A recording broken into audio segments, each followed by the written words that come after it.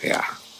Ahlul Baiti Rasulullah itu siapa? Ahlul Baiti Rasulullah itu ya jadi pada ada satu riwayat Rasulullah pada satu ketika melingkupi dengan selendang ya, beliau bersama Sayyidina Ali, Siti Fatimah dan dua orang putra mereka Hasan dan Husain, dan Rasulullah mengatakan hadza ahlul baiti. Jadi ahlul baiti Rasulullah yaitu Kanjeng Nabi sendiri, Sayyidina Ali, Sayyidatina Fatimah, Sayyidina Hasan dan Sayyidina Husain radhiyallahu anhum. Ada ahlu baiti Rasulullah, ada alu Rasulullah, ada dzurriyyatu Rasulullah, ada itratu Rasulullah. Jadi ulama Ahlussunnah itu kalau mau berguru itu tidak sembarangan. Guru itu nyari guru yang jelas sanadnya dan kemudian juga jelas baik akhlaknya. Itu doktrin Ahlussunnah wal Jamaah. Kalau nyari guru sekedar nyari-nyari di YouTube itu juga bukan Ahlussunnah wal Jamaah. Wahai para ulama, wasadatul atqiya dan sayyid-sayyid yang bertakwa. Siapa yang dimaksud sayyid ini? Sayyid ini maksud sayyid adalah dzurriyyatu Rasulullah sallallahu alaihi wasallam. Memang ada dari dulu, kita semuanya mengaku, para ulama kita ada dzurriyyah Rasulullah sallallahu alaihi wasallam. Ya, siapa mereka itu? Saya mendapat keterangan dari Sayyid Syekh Kiai Maimun Jubair tentang hal ini. Saya sudah pernah sampaikan, ada di YouTube sudah itu, saya lihat tempo hari itu. Jadi ada ahlu baiti Rasulullah, ada alu Rasulullah, ada dzurriyyatu Rasulullah, ada itratu Rasulullah. Ya. Ahlul Baiti Rasulullah itu siapa? Ahlul Baiti Rasulullah itu ya jadi pada ada satu riwayat Rasulullah pada satu ketika melingkupi dengan selendang ya, beliau bersama Sayyidina Ali, Siti Fatimah dan dua orang putra mereka Hasan dan Husain, dan Rasulullah mengatakan hadza ahlul baiti. Jadi ahlul baiti Rasulullah yaitu Kanjeng Nabi sendiri, Sayyidina Ali, Sayyidatina Fatimah, Sayyidina Hasan dan Sayyidina Husain radhiyallahu anhum. Itu ahlul baiti Rasulullah sallallahu alaihi wasallam sebagaimana yang dinyatakan sendiri oleh Rasulullah sallallahu alaihi wasallam. Nah, kemudian ada alu Muhammad. Menurut Kiai Maimun Jubair, alu Muhammad ini adalah dari Bani Hashim. Itu semuanya alu Muhammad, Bani Hashim dan Bani Abdil Muttalib. Ini alu Muhammad. Ini termasuk Sayyidina Abbas dan keturunannya, ini alu Muhammad. Sepupu-sepupunya Kanjeng Nabi dan lain sebagainya. Ini alu Muhammad. Ya tentu saja yang mukmin ya. Abu Lahab gak termasuk ya. Yang mukmin Sayyidina Hamzah itu alu Muhammad. Keluarga dari Bani Hashim dan Bani Abdul Muttalib. Kemudian ada dzurriyyatu Rasulullah sallallahu alaihi wasallam. Siapa dzurriyyatu Rasulullah ini? Siapa saja yang lahu nutfatun nubuwah. Siapa saja yang punya garis keturunan baik dari laki-laki maupun perempuan, itu dzurriyyatu Muhammadin sallallahu alaihi wasallam. Kita tahu bahwa kalau yang diklaim sebagai keturunan Nabi yang terkenal sekarang ini adalah dari keturunan Sayyidatina Fatimah. Ya, itu berarti perempuan. Yang dihitung itu dari nasab, dari jalur perempuan. Ya.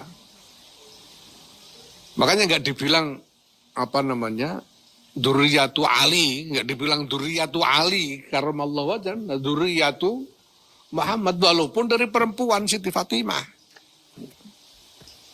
Dan putra Siti Fatimah yang kemudian punya keturunan itu bukan cuma Sayyidina Hasan dan Sayyidina Husain, ada yang lain, ada Ummu Kulsum dan lain-lain. Yang punya keturunan juga. Kemudian Kiai Maimun juga menyebut Siti Ruqayyah dan Siti Zainab itu juga ada keturunannya. Ini semuanya zurriyatul Rasulullah. Baik dari jalur laki-laki maupun perempuan. Ya, makanya saya katakan bahwa kiai-kiai di Nusantara ini insya Allah dzurriyyatul Rasulullah semua gitu. Karena dari dulu ada tradisi campur yang tidak karu-karuan. Yang sudah tidak ada lagi parameter bahwa laki-laki perempuan dari Bani Hashim atau Bani Mustafa di Nusantara atau Bani Abdul Muthalib di Nusantara ini, perempuannya harus menikah dengan laki-laki dari Bani Hashim juga. Itu dari dalam tradisinya tadinya tidak ada di Nusantara. Kenapa lah, orangnya belum banyak. Nah sekarang kalau ada Bani Hashim punya anak perempuan mau dikawinkan dengan Bani Hashim laki-laki, sudah tidak ada lagi, ya terpaksa dikawinkan orang Jawa. Dikawinkan sama orang Sunda, orang Minang dan lain-lain. Jadi ini udah campur. Tapi semuanya dari keturunan itu memiliki nutfah nubuwah. Ini yang semuanya berada disebut sebagai Dzurriyyatu Rasulullah SAW. Itu sudah biasa dari dulu, itu campur karuan. Ya makanya juga jadi saya sempat pernah mengulas tentang nggak usah baca-baca lah soal ini, pokoknya tahulah ini Sadatul Atqiyah ini yang maksud adalah itu. Kemudian ada itratu Rasulullah SAW, karena Rasulullah bersabda ataraktu lakum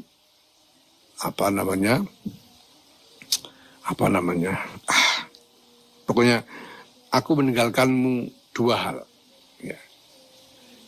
Idza tamassaktum bima lam tadil. Kalau kalian berpegang teguh pada dua ini, kalian tidak akan sesat. Yaitu apa? Kitabullah wa itrati. Rasulullah. Kitabullah wa itrati. Kitabullah Quran wa itrati, dan itrahku. Kama qala sallallahu alaihi wasallam. Nah, itrah ini menurut Kiai Maimun adalah keturunan Rasulullah yang dari generasi ke generasi ini alim semua. Sampai ke Sayyidina Ali karramallahu wajhahu ini sampai itu alim terus, nggak ada yang goblok, itu namanya itrah gitu. Kalau dari generasi alim terus itu baru itrah. Kalau ada yang goblok, ada yang nggak karu-karuan, ya itu bukan itrah namanya. Yang dipegang itu yang itrah ini, yang alim terus dari generasi ke generasi. Ya maka di sini dikoyidi, ulamanya nggak dikoyidi, ayyuhal ulama, titik, nggak ada koyid. Tapi wasadatul atqiya, dan sayyid-sayyid yang bertakwa, dikoyidi dengan atqiya. Di sayyid yang nggak bertakwa nggak diajak, cuma yang takwa aja yang diseru ini, ya gitu. Ya gimana lagi, memang begitu. Min ahli sunnati wal jamaah, dari kalangan ahli sunnah wal jamaah, ahli madhahibil a'immatil arba'ah, dari kalangan ahli madhabnya imam 4. Antum, anda semua, qad akhadtum, telah mengambil anda semua al-uluma, ilmu-ilmu, niman dari orang-orang qablakum sebelum anda, man qablakum, dan orang-orang sebelum anda, man qablahu, dari orang-orang sebelumnya. Bittisali sanadi, dengan sambungnya sanad ilaikum kepada anda semua. Karena dalam tradisi ahlus sunnah wal jamaah ini sanad ini kunci. Ndak sah orang disebut alim kalau ndak jelas sanadnya gitu ya. Itu ndak sah. Sanad ini kunci. Saya sudah terangkan sejak awal ketika bicara tentang Rasulullah sebagai Sirajan Munira, tentang sanad ini. Ini kunci. Karena agama tidak boleh ngarang sendiri itu. Sudah sampaikan kemarin. Agama tidak boleh ngarang sendiri. Sanad ini kunci. Ini bagian dari keyakinan Ahlus Sunnah wal Jamaah. Ulama Ahli Sunnah yang dianggap termasuk dalam ulama Ahlus Sunnah wal Jamaah ini, ulama yang punya sanad. Kalau tidak punya sanad, cuma nemu dalil dari sobekan koran, dari sobekan kalender dan sebagainya. Ya tidak termasuk ulama Ahli Sunnah wal Jamaah, walaupun mungkin alim. Tapi kalau tidak ada sanad, tidak. Ini sanad penting. Nah karena di dalam Ahlus Sunnah wal Jamaah ini mereka yang punya sanad ini yang punya wewenang keagamaan. Ya.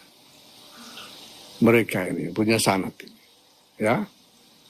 Wa tanzuruna amman ta'khuduna dinakum, dan Anda semua telah mewaspadai dari mana, ya, amman dari siapa, ta'khuduna Anda mengambil dinakum agama Anda.